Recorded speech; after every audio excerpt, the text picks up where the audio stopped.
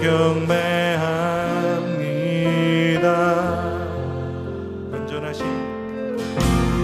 완전하신 나의 의의 길 원하리 인도하소서. 행하신 모든 주님의 영광 다 경배합니다. 예배합니다. 찬양합니다. 주님만 날 다스리소서. 예배합니다. 찬양합니다. 주님 홀로 높임 받으소서. 완전하신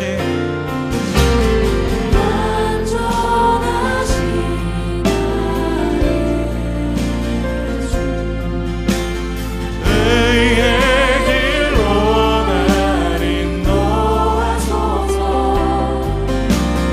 행하신 모든 주님의 영광 다 경배합니다. 예배합니다. 찬양합니다. 주님, 다른 것을 섬기지 않고 주님만 섬기길 원합니다.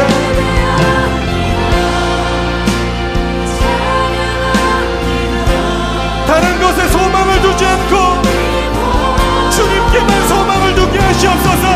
예배합니다. 예배합니다.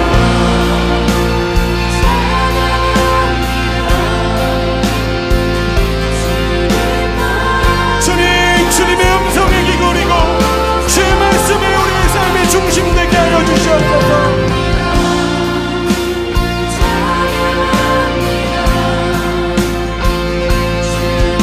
주님, 우리의 중심 되시며 우리를 다스려 달라고 함께 기도하며 나아갑시다. 주님,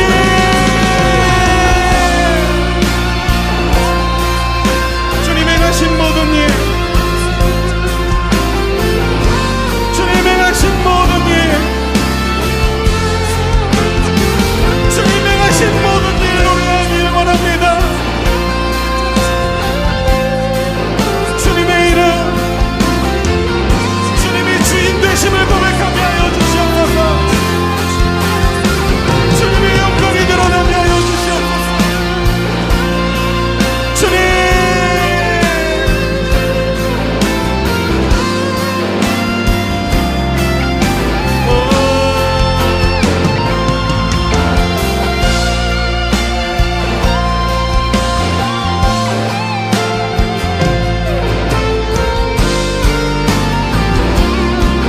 예배합니다. 예배합니다. 찬양합니다. 주님만 날 다스리소서. 예배합니다. 찬양합니다. 주님 홀로 높임 받으소서. 예배합니다. 예배합니다. 찬양합니다. 주님만 날 다스리소서. 예배합니다. 찬양합니다. 주님 홀로 높임 받으소서.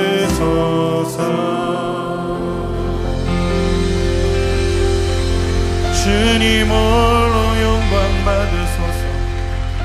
주님만 날 다스리소서. 그때 히스기야가 병들어 죽게 되매 아모스의 아들 선지자 이사야가 그에게 나와서 그에게 이르되 여호와의 말씀이 너는 집을 정리하라. 내가 죽고 살지 못하리라 하셨나이다. 히스기야가 낯을 벽으로 향하고 여호와께 기도하여 이르되 여호와여, 구하오니 내가 진실과 전심으로 주 앞에 행하여 주께서 보시기에 선하게 행한 것을 기억하옵소서. 하고 히스기야가 심히 통곡하더라. 이사야가 성읍 가운데까지도 이르기 전에 여호와의 말씀이 그에게 임하여 이르시되 너는 돌아가서 내 백성의 주권자 히스기야에게 이르기를 왕의 주상 다윗의 하나님 여호와의 말씀이 내가 네 기도를 들었고 내 눈물을 보았노라.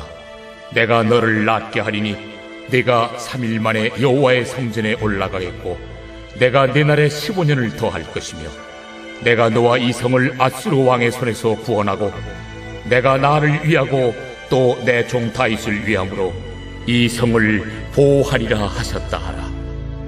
이사야가 이르되 무화과 반죽을 가져오라. 무리가 가져다가 그 상처에 놓으니 나으니라. 오늘은 히스기야라는 이 인물에 대해서 한번 살펴보기를 원합니다. 이 히스기야는 어떤 사람이었느냐, 이걸 먼저 알아봐야겠죠. 히스기야는요, 바로 본문에 나와 있다시피 남유다 왕국의 왕이었습니다.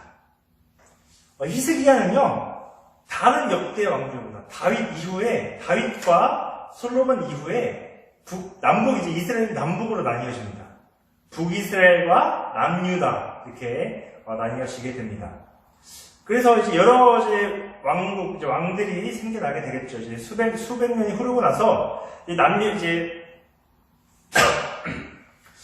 당시 이제 북이스라엘이 참 혼란스러운 시기였어요.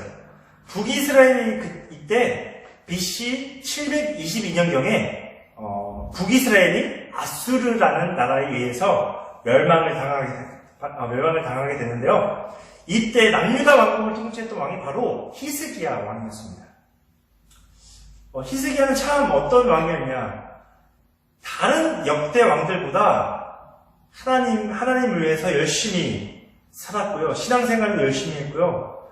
다른 왕들이 정말 그때 당시 이스라엘에 여러 산당들, 지금으로 말하자면 약간 여러 무속신앙들이 있었습니다. 이스라엘에.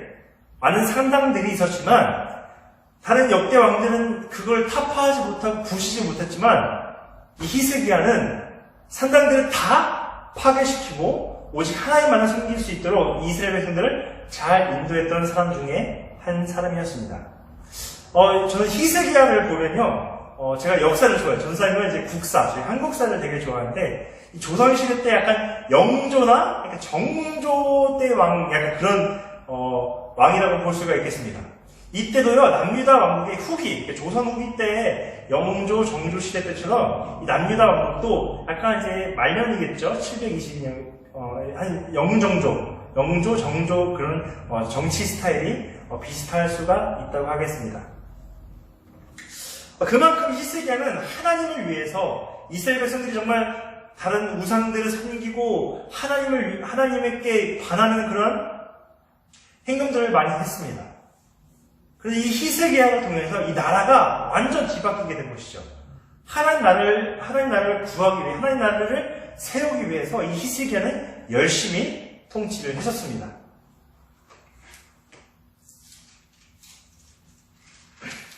히스기야 오늘 열왕기하 20장 전에 보면요, 이 아수르, 아까 제가 말씀드렸다시피 BC 722년경에 아수르라는 나라에 의해서 멸망당하게 됐죠. 바로 아수르가 그 북이스라엘 밑에 있던 남유다 왕국까지 치게 됩니다. 그때 히스기야는 얼마나 무서웠겠어요, 두려웠겠어요.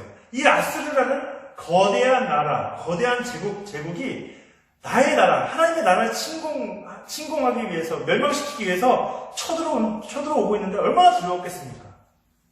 우리 한번 이 히스기야가 어떻게 해결을 했는지, 어떻게 그 아수르라는 대적들을 물리쳤는지 한번 짧게 보도록 하겠습니다.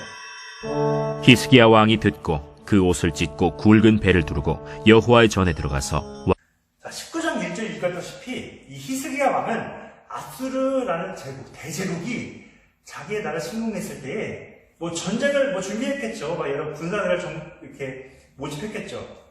그런데 뭐 그런 것도 했겠지만, 그런 조치를 취했겠지만, 이 히스기야는 먼저 어떻게 했냐? 바로 옷을 찢고 이제 진짜 침통하는 마음으로, 네. 옷을 찢고 굵은 배를 두르고 어떻게 나갔다? 어디에 나갔다? 자신의 집에 갔다? 아니죠. 하나님의 전, 여호와의 성전에 들어가서 기도를 했다는 것입니다. 즉 뭐냐? 히스기야는 다른 세상의 것들을 세상의 방법들을 찾지 않고 이 히스기야는 하나님의 전에 가서 하나님의 뜻을 구했다는 것입니다. 하나님의 역사하심을 구했다는 것입니다. 이 히스기야는 좀 전에 돌아가면 그러니까 다윗 왕 같은 그런 성격을 가지고 있다 할 수가 있겠죠.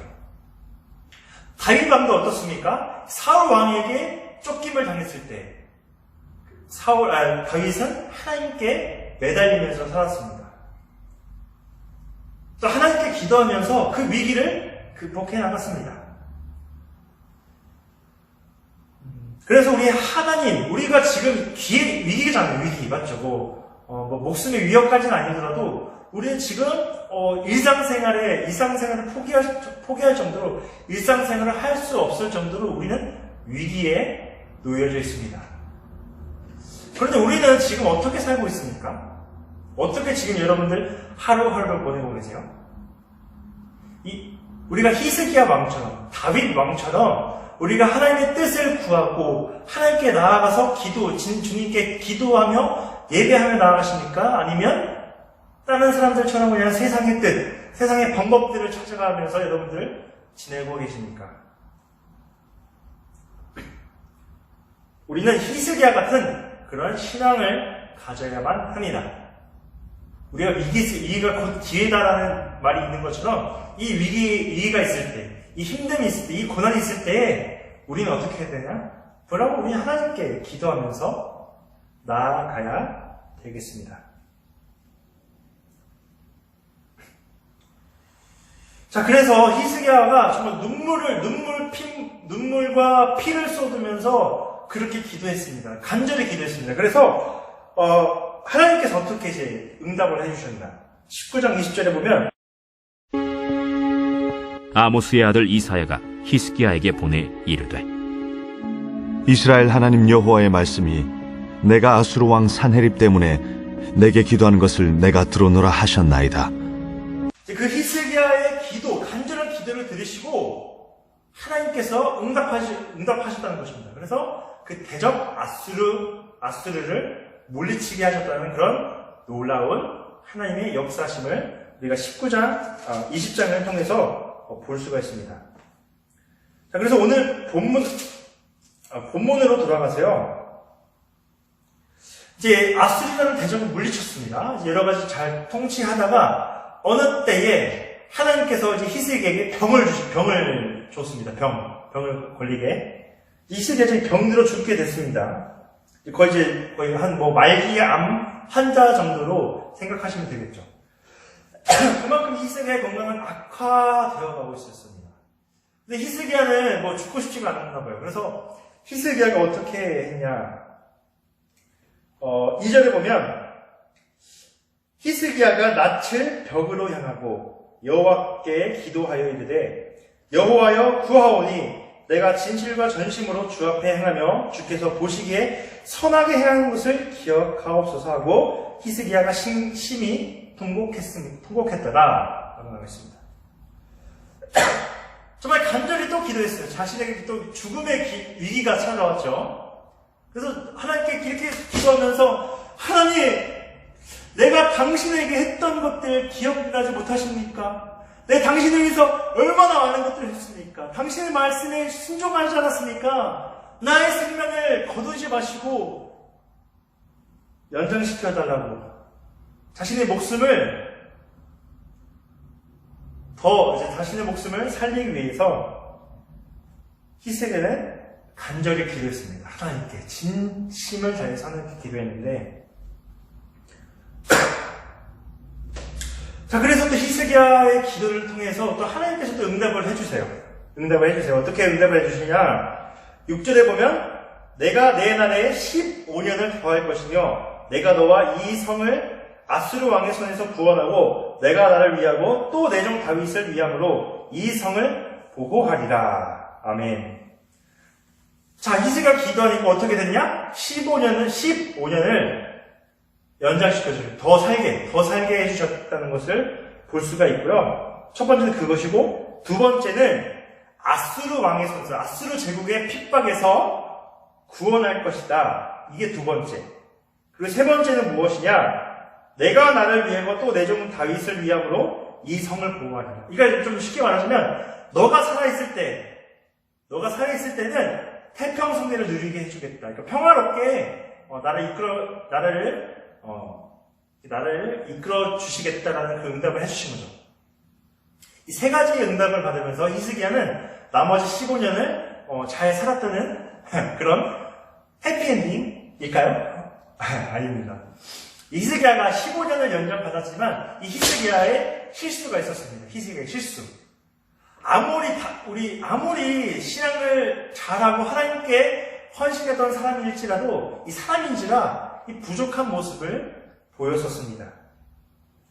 이 히스기야 왕은 어떤 실수를 저지르냐? 이 15년을 더 살 때 어떤 실수를 저지르냐면요. 이 아수르라는 대적들을 물리쳤습니다.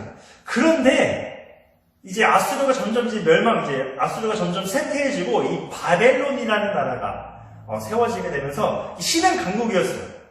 근데 이제 히스기야가 너무 기분이 들떴나 봐요. 너무 외국 사신들이 오면서 많은 조공도 바치고 예물들이 자신에게 쌓여지니까 이게 너무 흥분이 됐나 봐요. 너무 자랑하고 싶었나 봐요. 그래서 이 바벨론 사신들이 남유다 왕국에 조공 바치러 온 거겠죠. 사신을 보낸 거겠죠. 자, 그래서 어떻게 해야 하냐? 예루살렘 성전에 있던 이 재물들, 금은 모아 이런 가지 화려한 것들을 그 바벨론 사신들에게 보여줍니다. 내가 이런 예물들을, 이런 재물들을 내가 가지고 있어. 이렇게 자랑했다는 것입니다. 이 말년이 제일 중요한 것 같아요. 말년. 우리 인상에서 말년이 있지 않습니까?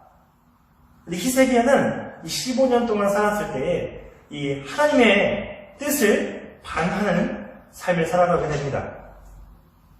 우리가 아무리 기도하고 기도해서 응답을 받은들 우리가 중심을 놓치면 이 중심이 하나님이었다가 바로 나의 중심을 나로 이 세상의 중심을 놓는다면 우리는 히스기야처럼 또 실수를 할 수밖에 없다는 것입니다. 이 사람이라는 자체가 그만큼 나약한 존재라는 것입니다.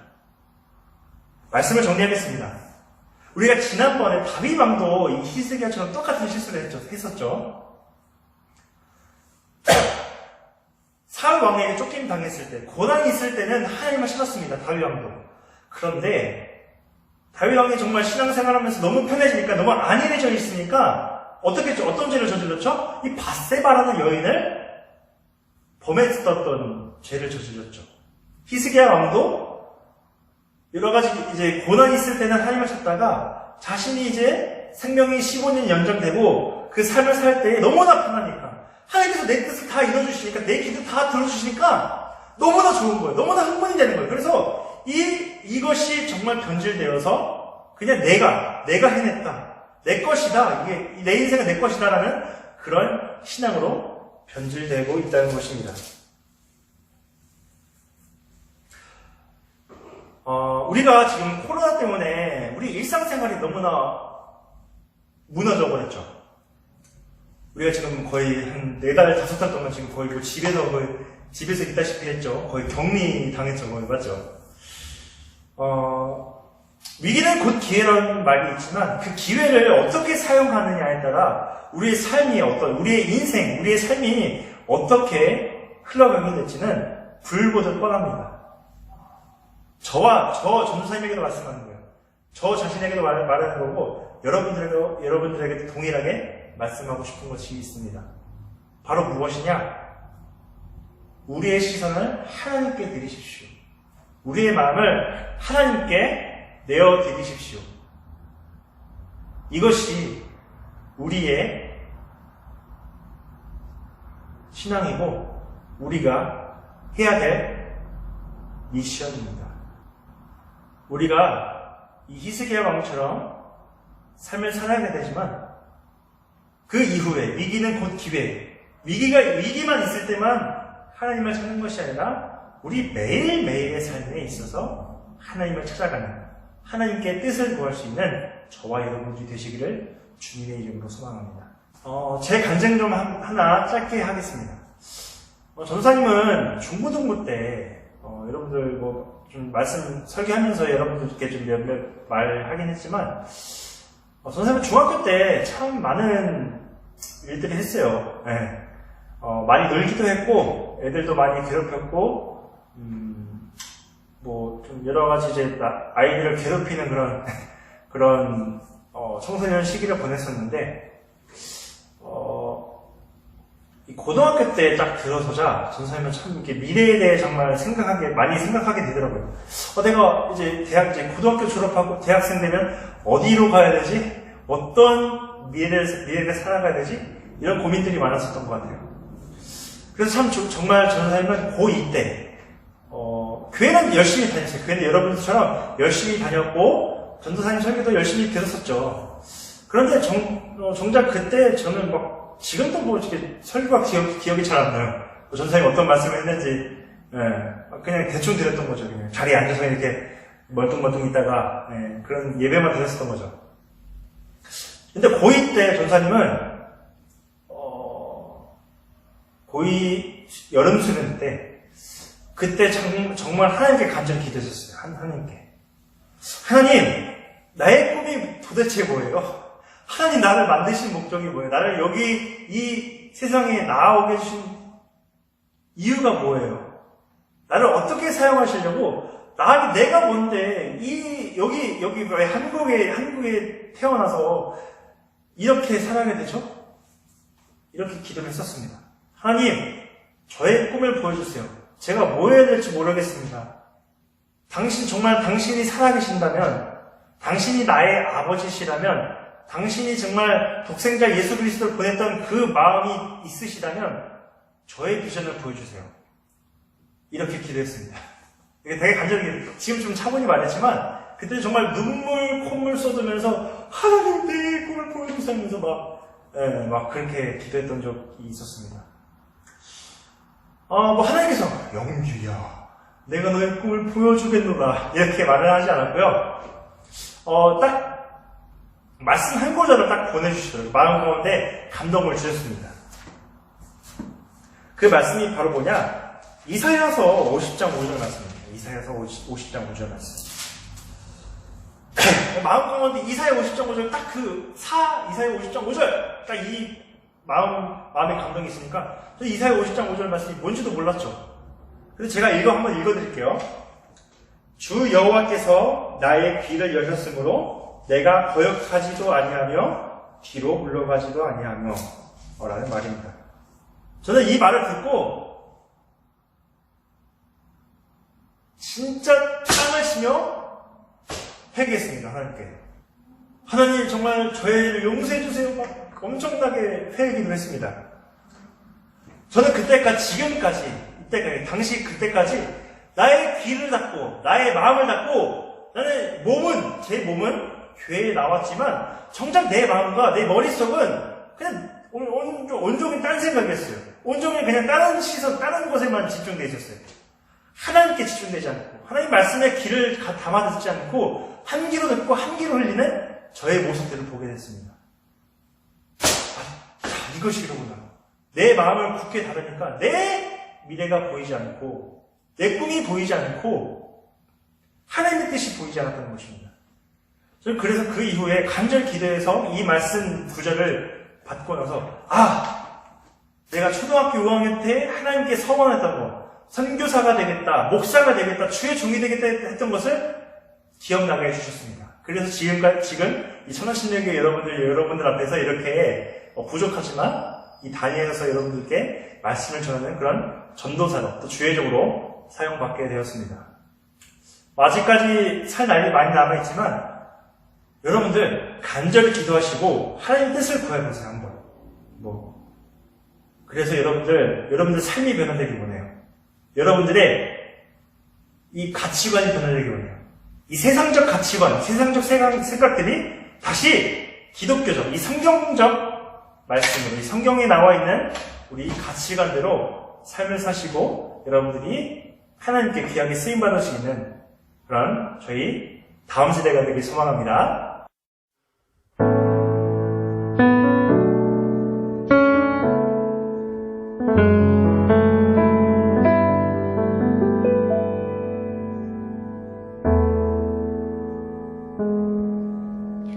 예수 나의 좋은 치료자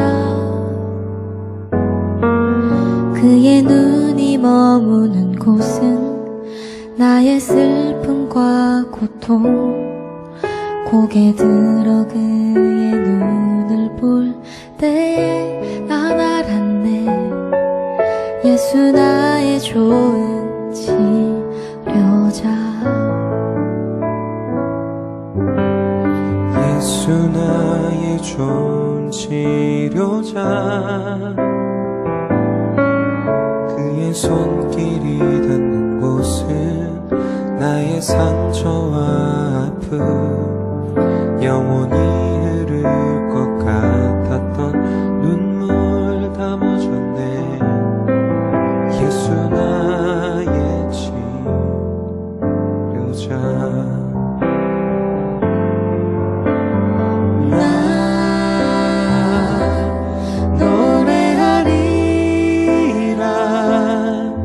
천한 나를 돌아보신 구세주를 찬양해 하늘 닿는 곳까지 내 손 들리라 예수 나의 치료자 예수 나의 좋은 치료자 그의 눈이 머무는 곳은 나의 슬픔과 고통 고개 들어 그의 눈을 볼 때에 난 알았네 예수 나의 좋은 치료자 예수 나의 좋은 치료자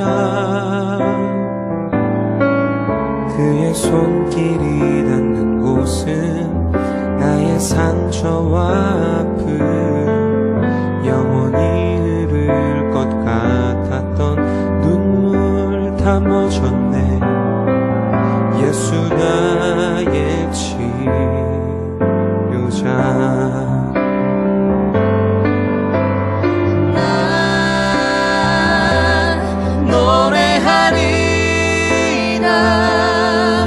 천한 나를 돌아보신 구세주를 찬양해 하늘 닿는 곳까지 내 손 들리라 예수 나의 치료자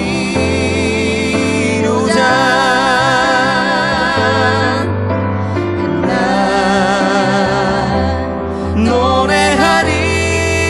노래하리라 천한 나를 돌아보신 구세주를 찬양해 하늘 닿는 곳까지 내 손 들리라 예수 나의 치료자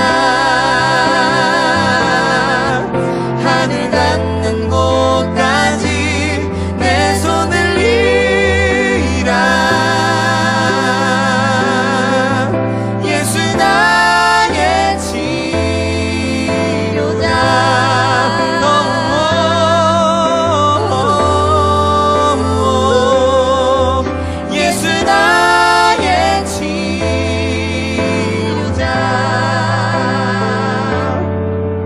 예수